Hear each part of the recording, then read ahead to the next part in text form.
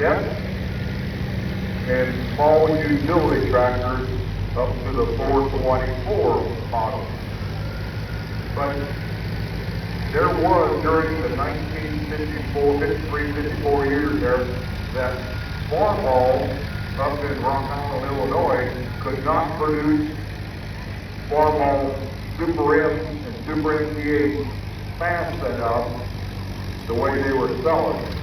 So they started making Farmall Super M's and Super MTAs in Louisville and produced about 30,000 of them over there before they shut the operation down. But they had to help out because Farmall couldn't keep up. Okay. Jarrett Batliner, 205.5.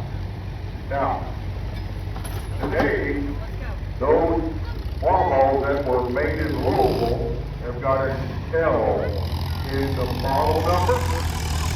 If you are able to find a Farmall with an L in the model number, you've got a collectible tractor because there's not as many of those as there are the other models, and they've got a little bit of a premium